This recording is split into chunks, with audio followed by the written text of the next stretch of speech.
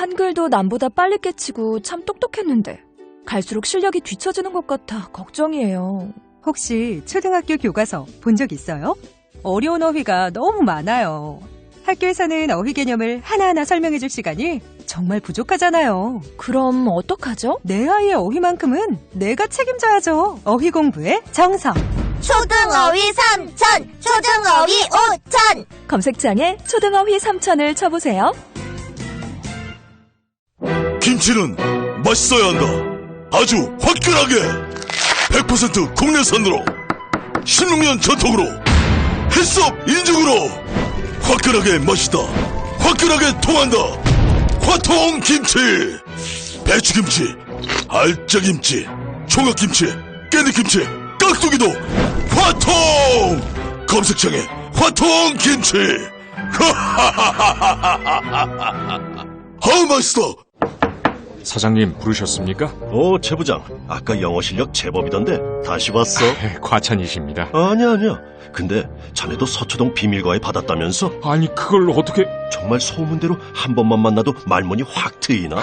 역시 듣던 대로입니다. 10분 만에 터졌습니다. 김변의 박이사의 자네까지. 나도 소개해주게. 당장. 16년간 은밀하게 진행됐던 서초동 비밀과에 이제 당신 차례입니다. 지금 바로 검색창에 스피킹 솔루션을 검색하세요. 새벽 2시에 깨어났나. 딱히 고민이 있어서 그런 건 아니다. 새벽 5시에 일어났나.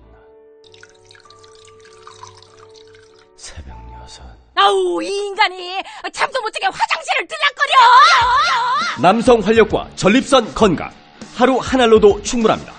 소팔메토, 옥타코사놀, 아연, 비타민 A, D, E까지 하루 영양 기준치 100%를 꽉 채운 메가셀 남자의 활력. 지금 바로 인터넷 검색창에 메가셀 남자의 활력을 검색해보세요.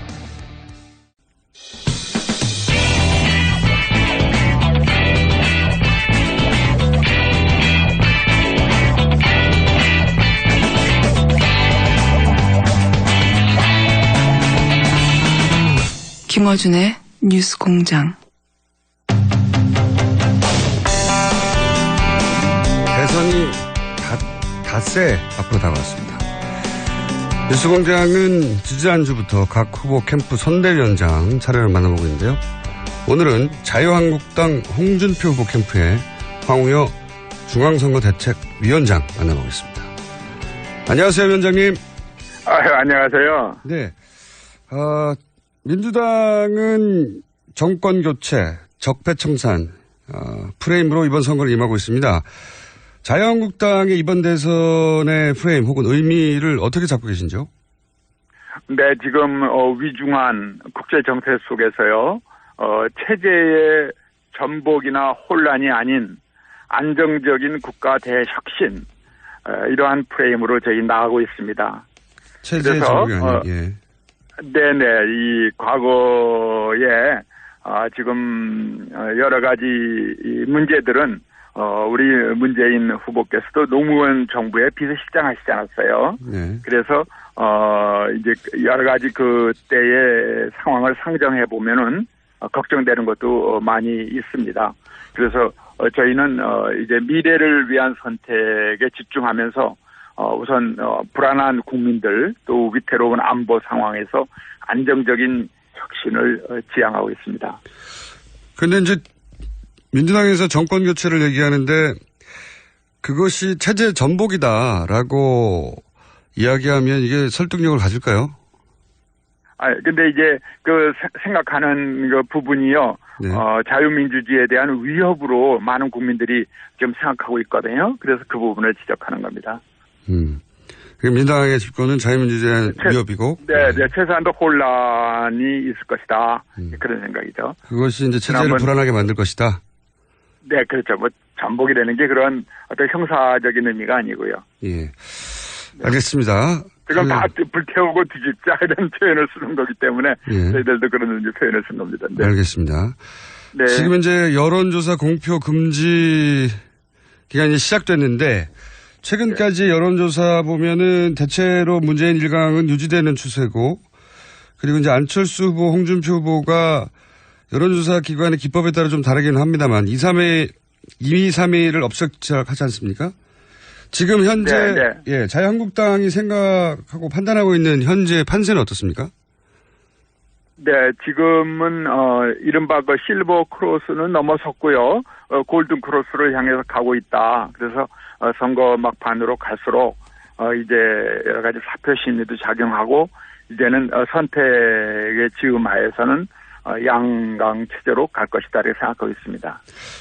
그런데 이제 최근 여론조사를 보면 말씀하신 대로 소위 실버 크로스가 일어난 여론조사도 있지만 그렇지 않은 여론조사도 있는데 이미 실버 크로스가 이루어졌다고 주장하는 근거는 어떻습니까? 네, 그동안 이제 이른바 우리 안철수 후보님에 대한 지지는 이렇게 하다가는 문재인 후보 되겠다. 네. 그렇기 때문에 홍준표를 어차피 안 될 바에는 표를 줄 수 있겠느냐 이런 의구심이 있었어요. 그런데 최근에 후보의 행보나 여러 가지 여론 동향을 보면서 이제 특별히 이제 보수 진영부터 해서 강력히 이제 표 집결의 현상이 나타나기 때문에 아마 이 현상은 이 오름세 치고 올라가는 이 힘은 당분간 조금 이제 조정기를 이미 거쳤다고 보기 때문에요.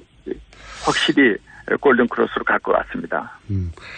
전통적인 그 보수 집결이 이루어지고 있고 홍준표 후보가 상승세인 것까지는 여러 조사 기관에 의해서 드러나는데, 근데 이제 비호감도도 높거든요. 그러니까 결집이 이루어졌지만 중도 성향의 지지층까지 외연 확장하기에는 부족한 거 아니냐 이런 분석도 있습니다. 어떻게 보십니까? 네네.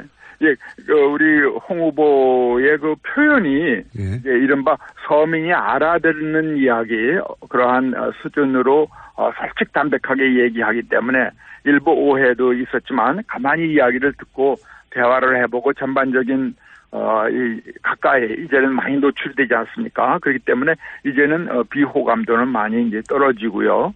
특별히 그 이제 여성들에 대한 그 이제 순정파 홍준표 또 젊은이들에 대해서는 그 롤 모델로서 완벽한 참 성공 신화를 이룬 홍준표 이러한 좋은 이미지가 널리 퍼져나가면서 비호감도는 확실히 줄고 있습니다.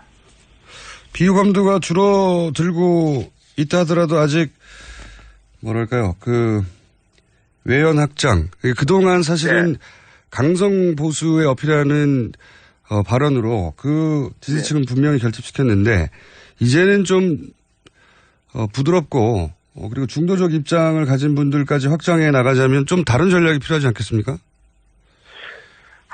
그런데요, 이제 그거는 이제 국정을 운영하는 상황에서는 이제 국민 통합과 국민의 모든 여론 또 좌우를 아우르는 것이 필요하겠지만 선거 전에서는 자기 색깔이 분명해야 됩니다. 그리고 당당하게 할 말은 하고 서민의 편에 서서 이제 치고 나가는 후보죠. 지금 후보 단계에서 마치 국정을 자기가 책임 맡은 것처럼 이렇게 자세를 흐트러뜨리는 건 옳지 않다고 봅니다. 오히려 자기의 주장이 분명하면서 그것이 자유민주주의 또 자유시장 경제의 확보, 국가안보 이런 부분에 대한 확신을 주는 것이 지금은 홍 후보께 필요하고 그래야 중심 세력이 형성이 되기 때문에요. 그것을 보고 양 중심 세력을 보고 아마 중도에 계신 분이나 일반 국민들께서 판단하실 겁니다. 그럼 지금까지의 어떤 기조는 계속 마지막까지 유지하시는 거네요? 네, 홍준표의 기조라는 것이 자유민주주의의 확고한 수호, 그리고 자유시장 경제에 대한 강력한 보호, 그리고 서민 경제 이런 부분이기 때문에 그것은 표현을 강력히 하고 당당히 하더라도 그 내용 자체는요, 우리 헌법 질서 내에서 이루어지는 것이기 때문에 아마 그렇게 그 부분에 대해서는 이제 비호감도라는 말은 아마 많이 잦아들 것입니다. 자, 그러면은 보수 표심을 놓고 이제 국민의당 안철수 후보와 경쟁해 왔고 지금 위원장님의 주장으로는 이제 이미 실버 크로스는 이루어졌다고 하시는데 안철수 후보를 상대하는 막판 5일 동안의 전략은 따로 있습니까? 안 후보께는 이제 저희들이 이제 그동안 이제 보수가 이제 뭐 저희 주변에 있는 분들이 다 그렇게 얘기를 하셨으니까요. 그리고 홍준표가 안 될 바에는 우리 안철수라도 밀어야 되는데 왜 그래요? 이런 식으로 하시다가 요새는 그 말씀들이 찾아들었어요. 그렇기 때문에 저희는 이제는 집중해서 문재인 후보와 서로 맞서는 전략으로 가고 있습니다. 문재인 후보를 맞설 남은 5일간의 전략은 키워드가 뭔가요? 그 무엇보다도요, 이 대북 관계 지금 제일 지금 국제 관심이 촘이니까 이 문제를 당당히 해결해야 되는데 사드 문제만 가지고도 갈팡질팡하시고 여러 가지 이런 부분 또 아직도 찾아들지 않은 많은 의혹 부분 이런 부분에 대한 것을 저희들은 국민 앞에 아주 자세히 말씀을 드리고 그리고 홍 후보는 이제 성공적인 그동안의 국정 운영을 해왔다. 당 대표도 지냈고 또 그리고 아주 지사도 잘했고 또 젊었을 때에는 정의감에 불탄 아주 모래시계 검사로서 어느 일을 맡겨도 소신껏 성공해내는 후보라는 것을 강점으로 내세우면은 아마 많은 표심이 모일 것입니다. 이 부분 어떻습니까? 이제 실버 크로스를 위해서도 그리고 최근에 이제 상승 모멘텀을 계속 유지하기 위해서도 바른정당의 의원들의 지지 선언이 필요했고 도움이 될 듯 싶었는데 그런데 이제 바른정당 탈당 사태가 사실은 자유한국당 내에서도 의견이 분분해서 다 받아들이지도 않고 일부는 뭐 돌아가라고 하고 이러면서 잡음이 생기면서 효과가 그렇게 크지 않은 것 같은데요. 어떻게 보십니까? 아마 뭐 현미경으로 보면 그런 현상도 없지 않아 있지만요. 지금 저희 그 전신 새누리당이 5갈래로 논하졌거든요. 그중에 적어도 4분에는 주장이 거의 같아요. 그렇기 때문에 국민들은 이게 뭐 하는 짓이냐. 다 합쳐라.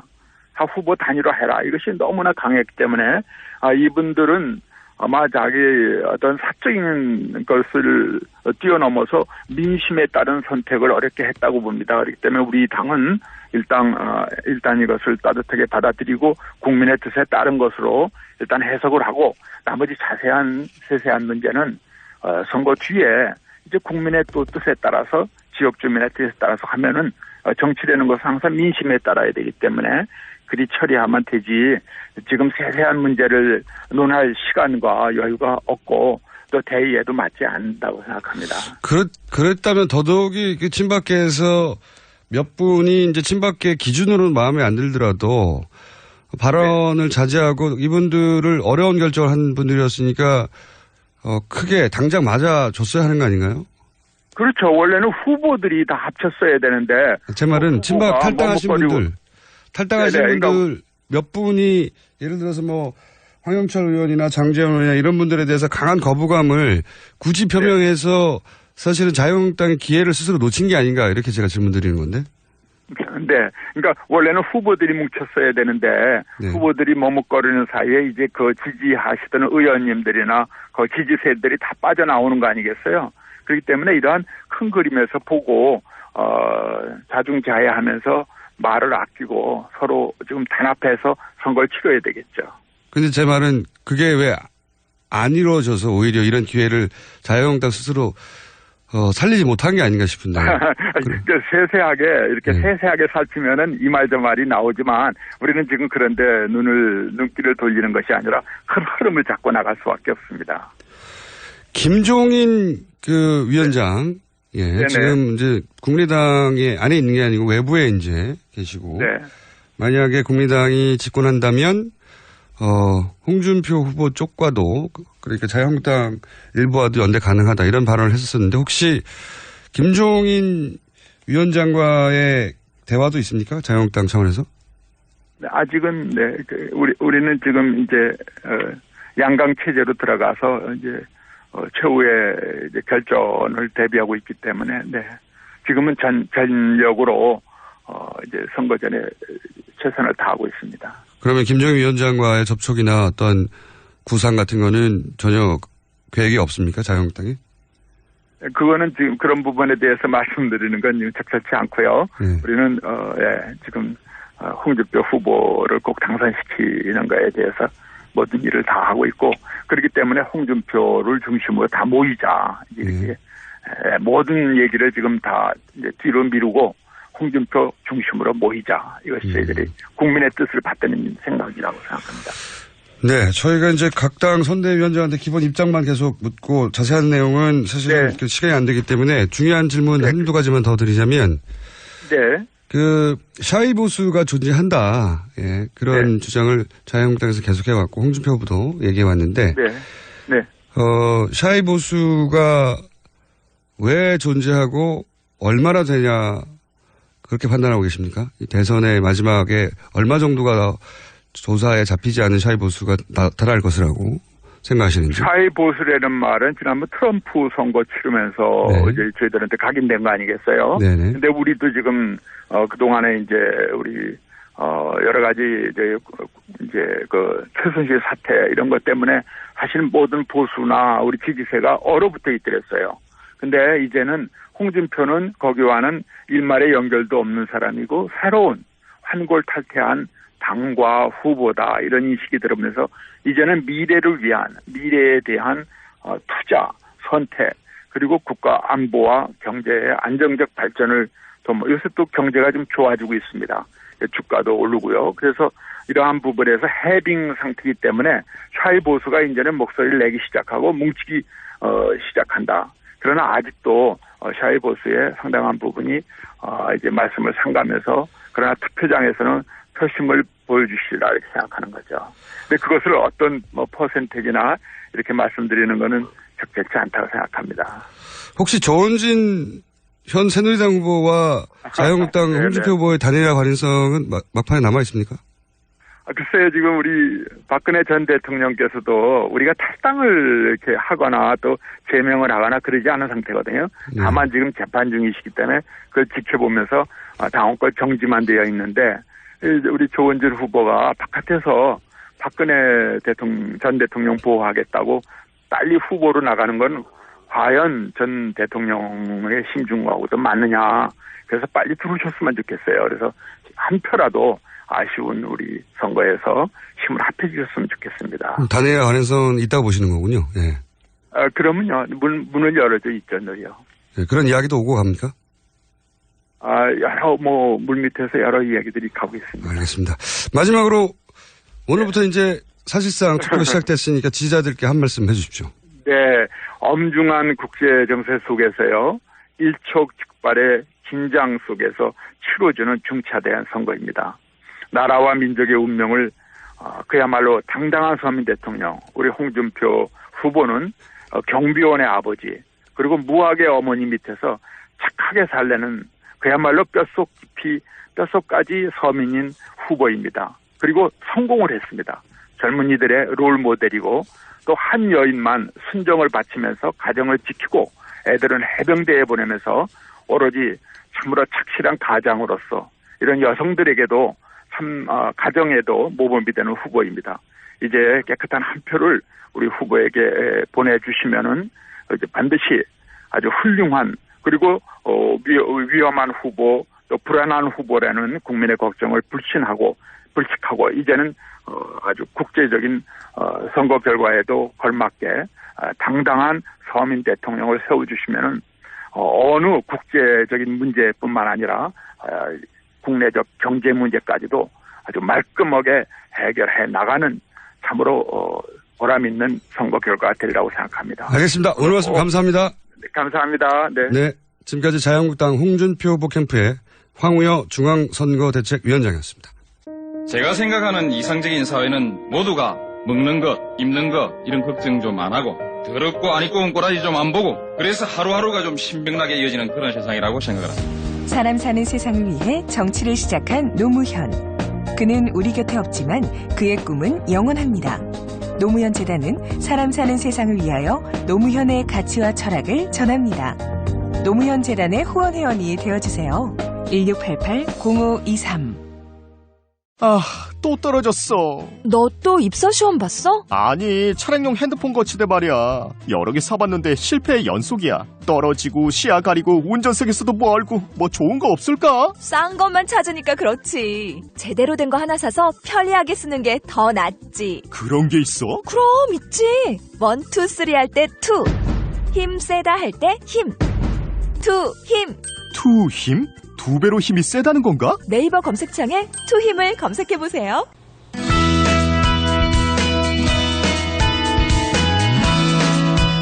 바른정당 탈당 사태가 새로운 국면을 맞이하고 있습니다. 자유한국당 당내에서 탈당파 중 일부 입당을 거부해야 한다는 움직임 있는 가운데 황영철 의원은 탈당을 철회했습니다. 직접 이야기 나눠보겠습니다. 안녕하세요, 의원님. 예, 황영철입니다. 예, 제가 인터뷰를 하면서도 느꼈고 의정 활동하시면서 그리고 탄핵 국면에서 받은 인상으로 의원님은 자존심이 상하는 상황이나 명분이 없는 상황에 굴복하고 이런 걸 체질적으로 싫어하시는 분인 걸로 저는 느꼈거든요. 예. 네. 그렇게 느꼈는데 우선 네. 왜 탈당을 결심을 하셨고 그리고 왜 철회라고 하는 더 어려운 결정을 하셨는지 네. 예. 설명을 좀 해주십시오.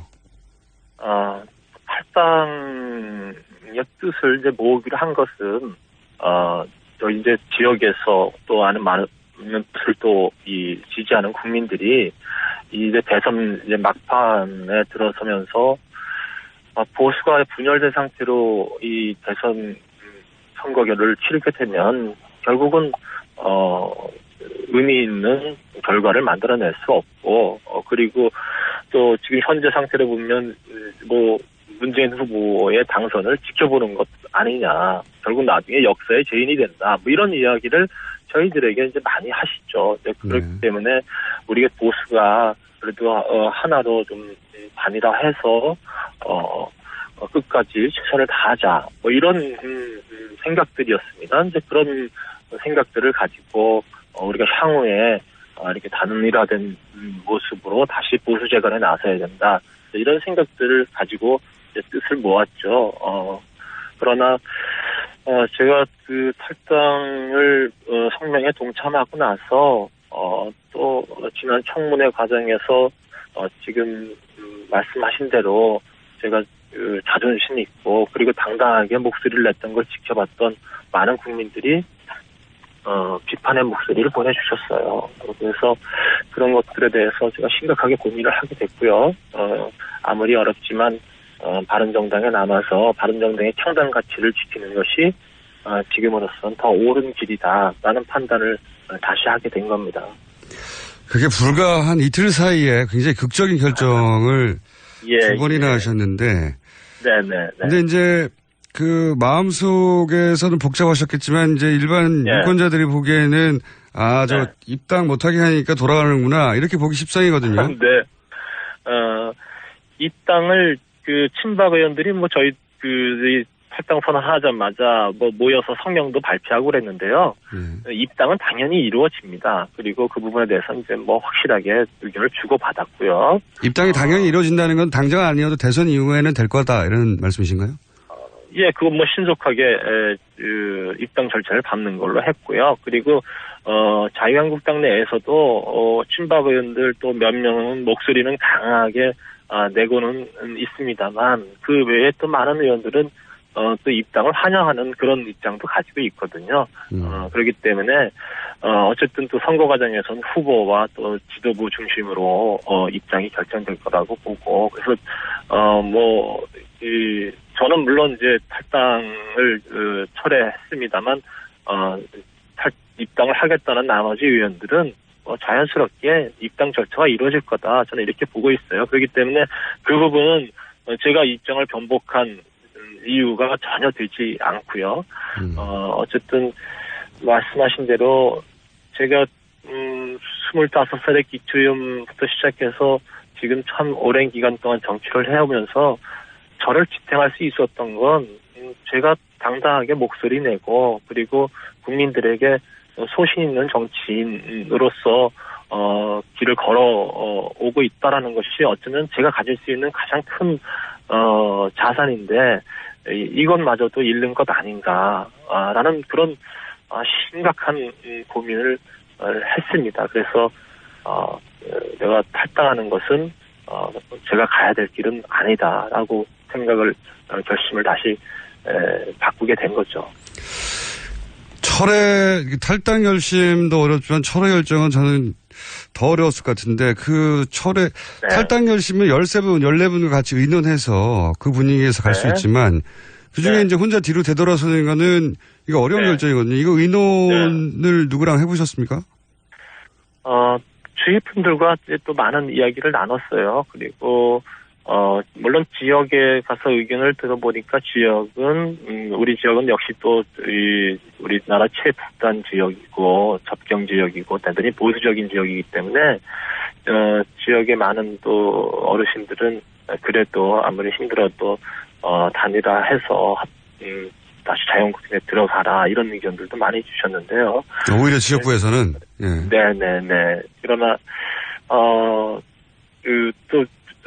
많은 국민들 제가 이번 일을 겪으면서 황영철이라는 사람에 대해서 정치인에 대해서 국민들이 거는 기대가 나름대로 있구나라는 걸 또 정말 몸소 이제 느끼게 됐어요. 그래서 이분들이 올바른 길을 가야 된다. 그리고 당당하게 가야 된다. 그리고 바른정당 이대로 나가서 바른정당을 힘들게 하면 안 된다라는 그런 따끔한 지적들을 많이 주셨어요. 그래서 결국은 국민들이 제 마음을 움직였다 이렇게 생각합니다. 장제원 의원도 유사한 고민을 하지 않을 수 없을 것 같은데 혹시 장제원 의원과 혹은 친박 쪽에서 거부하는 뭐 권성동 의원의 김성태 의원 이분들하고는 의논해 보셨습니까? 김성태 의원은 이제 끝까지 저에게 함께 가자 지금까지 이렇게 또 많은 부분들을 김성태 의원하고는 의논도 하고 고민도 나누고 이런 사이거든요. 그랬지만 제가 제 결심은 탈당 철회하겠다는 결심은 변함이 없다라는 걸 분명히 이야기를 했고요. 그리고 자유한국당의 입당이 만약에 처리가 되면 그곳에서 열심히 개혁적 보수의 목소리를 내달라라는 바른정당을 지키면서 끝까지 가겠다 이런 입장을 전달을 했고요. 장제원 의원 같은 경우는 어제 제가 기자회견을 하러 지역에서 출발해서 올라오면서 기자회견 시간까지도 같이 조율하면서 맞춰놨었거든요. 같이 철회 기자회견을 예정을 했다가 네네네. 그런데 장제원 의원이 자기는 조금 더 주위 분들과 이야기를 나눠보고서 그리고 결정을 내리겠다 해서 제가 혼자 기자회견을 하게 됐습니다. 장제원 의원은 아직 철회든 그 이후에는 사실 전화 통화를 안 했어요. 결정을 못한 상태군요. 네네. 그래서 고민을 깊이 하고 있구나. 제가 이렇게 생각해서 마음이 정리될 때까지는 제가 전화를 또 해서 이러저런 얘기를 하는 게 별로 이렇게 좋을 것 같지 않아서 통화는 안 하고 있습니다. 결국 본인이 결정할 문제죠. 그러면 장제원 의원도 그런 가능성이 없잖아 있고 다른 분들도 혹시 아시는 선에서 있나요? 철회를 할 분이?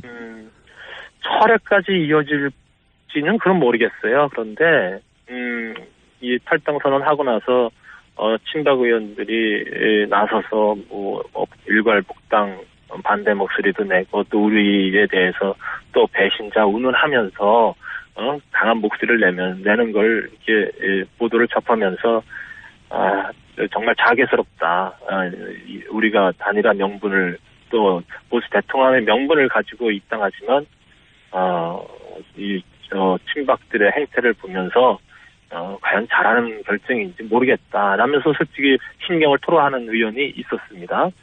그런데 그것이 다시 이 탈당 철회까지 이어질지는 제가 모르겠어요. 그러니까 철회도 갑자기 궁금해진 건데 탈당 결정하고 욕문자가 많이 왔습니까? 아니면 철회하고 욕문자가 더 많이 왔습니까? 이 탈당 결정을 내리고 나서는 찬성과 반대, 그러니까 뭐 지지했고 잘했다라는 그런 문자 전화도 받고 또 잘못했다라는 문자 전화도 받았는데 당연히 잘못했다는 그런 의견이 많으셨었고요. 탈당 철회를 하고 나서 어제 하루 동안은 바른 길 가서 고맙다. 그리고 꿋꿋하게 유승민 후보와 함께 해달라라는 그런 메시지가 훨씬 더 많은 양이 왔습니다. 그렇군요. 네. 혹시 그 철회 기자회견 전후로 유승민 후보하고는 직접 통화해 보셨습니까? 예. 제가 이제 어저께 탈당 기자회견을,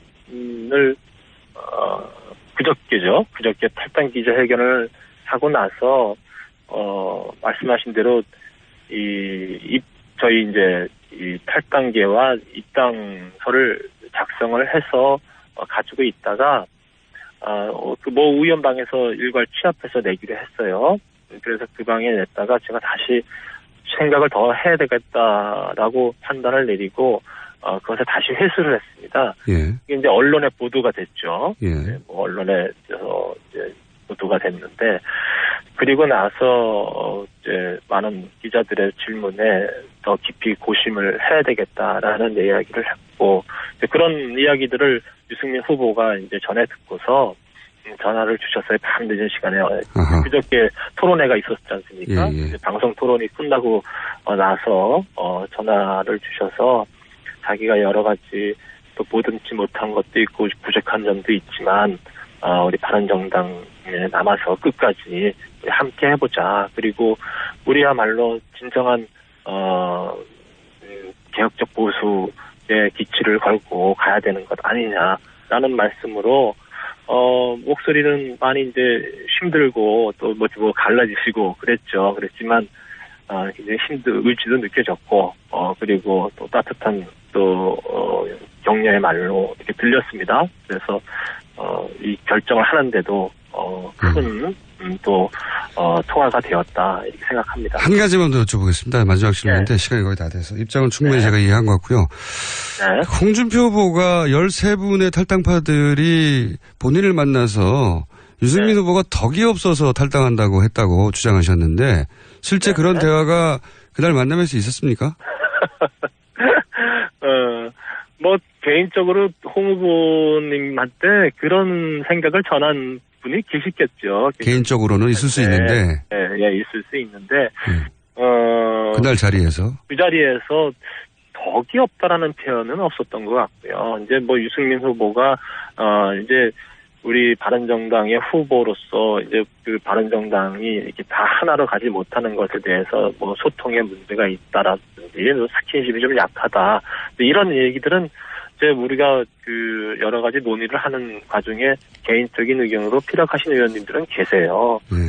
그렇지만 그 자리에서 덕이 없다는 표현은 제가 듣지 못했습니다. 알겠습니다. 오늘 말씀 감사합니다.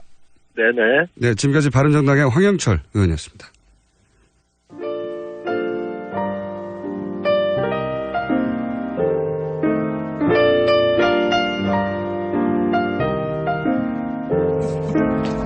자, 오늘 가장 많은 질문이 온 것이 이제 내부자들 하지 않느냐고. 네. 저희도 하고 싶죠. 정말 하고 싶었는데, 이제 깜깜이 기간이고, 대선 국면에 들어서면서 저희가, 각 당의 노출 기회를, 굉장히 엄격하고 거의 초단위까지 지금 관리하고 있습니다. 그래서 하필이면 이번 한 주는 건너뛰게 됐는데 또 하필이면 그런 사건이 터져서 저희도 좀 안타깝습니다. 그래서 고정 코너 대부분이 그런 정당에 소속된 분들의 고정 코너들이 대부분 그렇게 다음 대선 1까지 9일까지는 조정이 될 것 같다 말씀을 드려야 될 거고요. 하도 질문이 많아서 제가 자 그리고 사전투표 하셨던 분들 꽤 많네요. 네. 신분증만 있으면 간단하고 빠르다라고 사전투표하자고 하는 문자들 꽤 많이 왔습니다. 그리고 이제 광주에 사시는 분인데 아침마다 서울 교통 정보를 들으려고 네. 아무런 도움도 안 되는데 본인에게 데이터 요금제를 무제한으로 바꿨다고 하는 문자 네, 잘하셨고요. 서울 교통 정보를 이렇게 쭉 듣고 계시면 서울에 오실 때 얼마나 도움이 안 되겠네요. 여기까지 하겠습니다.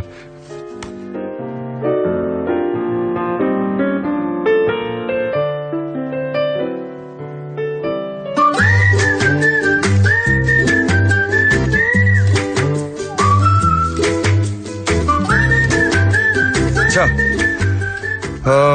김진애 도시 이야기, 도시건축가 김진애 박사님. 아니 그렇게 분초를 다 두시는데 왜 저 이 코너를 그러니까요. 저희 빼셔야지. 이 코너도 고민했어요. 네. 근데 의원님도 아니시고. 네. 근데 왜 저기 뭐야 저 오늘 굉장히 다운돼 있어요. 어저께 저녁에 집안에 우리 기일 행사가 있었는데 예. 드디어 뭐 다 같이 붙었습니다.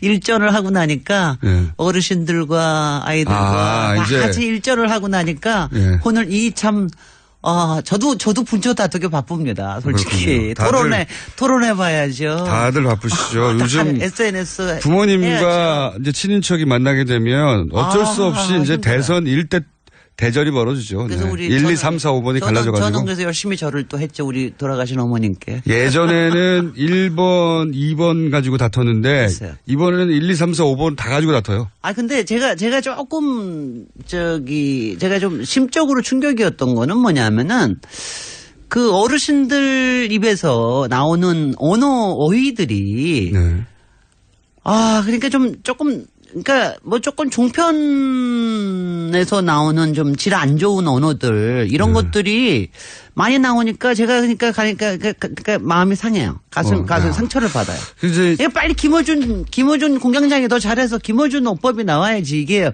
이러면 되겠습니까? 이게 저도 그 과거와는 다르게 보니까 연령별로 연령대에 미치는 미디어의 종류가 달라지고 있어요. 예전에는 예를 들면 KBS 9시 뉴스 가장 많이 보고 그거는 연령대하고 상관없이 가장 많이 노출되고 그랬었는데 이제는 노년층은 낮 시간에 주로 좀 자극적이지만 재밌게 정치를 풀어내는 종편의 어법과 논리를 많이 따라가시는 편이고. 거의 패널들 수준이시더라고요. 왜냐하면 이제 하루 종일 그 논리를 종편을 틀 때마다 듣기 때문에 그렇고 말투까지 똑같으시더라고요. 어휘뿐이 아니라. 또 이제 20, 30대, 40대까지는 소위 이제 새로 등장한 팟캐스트의 영향을 또 많이 받으시고 또 뭐 출근 일찍 하시는 분들은 라디오 영향을 받으시고 매체별로 도달하는 연령층이 굉장히 세분화되고 있다. 미디어가. 근데 하여튼 이거 자체도 다 진화하는 거로 보고요. 제가 사실 오늘 이렇게 불러주신 데에 대해서 제가 영광스럽게 생각하면서. 저희가 굉장히 초단위로 지금 분배하고 있는데. 글쎄 말이죠. 아무래도 도시건축하니까. 도시 이야기인데 이제 항상 제가 공간 이야기도 여러 가지를 하는데 제가 오늘은 이제 선거의 공간 또 유세의 공간에 대해서 조금 이제 왜냐하면 저도 평소에 생각한 게 있고 이번에는 또 보니까 굉장히 또 바뀌는 게 있고 특색이 보여요. 그래서 참 재밌다. 유세 정치학. 네네. 선거의 정치학, 유세 공간 유세 정치학. 공간의 정치학. 네네. 이거 저거 하는데 일단은 제일 첫 번째 특색은요. 10분 이내에 5 후보를 다 끝내셔야 돼요. 5 후보 다 이렇게 못해요. 저보고 동일하게 분초 다투라 그러지 마세요. 유세 공간의 정치학의 의미에서 다가온 다가온 특색들. 특색들. 이것만 얘기를 하지. 저 나중에 징계는 당신네들이 받으시고. 그러니까 본인 전공 하에서 다가온 거. 근데 제가 이제 어렸을 때 아마 여러분들 이미지 속에 유세 공간 중에 잠깐만요. 아주 죄송합니다. 제가 문자를 보고. 네. 왜요? 문자가 하나가 공장장 실물이 심장에 멎는 줄 머리가 너무 커서. 제 머리? 아니 제 머리. 이런 문자를 보내지 마십시오. 자 계속해 주십시오. 저하고 비슷비슷합니다. 겨루입니다. 머리가 너무 커서 심장이 멎는 줄 알았다고. 근데 그 머릿속에 남은 이미지 중에서 선거 유세 이미지 중에서 아주 강렬한 거 있으세요? 저는 좌우가 좁은 공간을 주로 후보들이 활용해가지고 일직선으로 군중이 많이 근데 이번 거 말고 역사적으로도.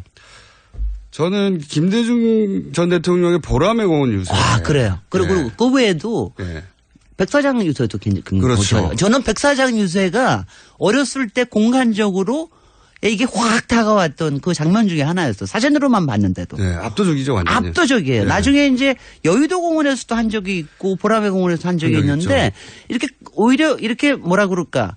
너무 광장 같은 공간에서는 조금 덜 재미있어요, 오히려. 그래서.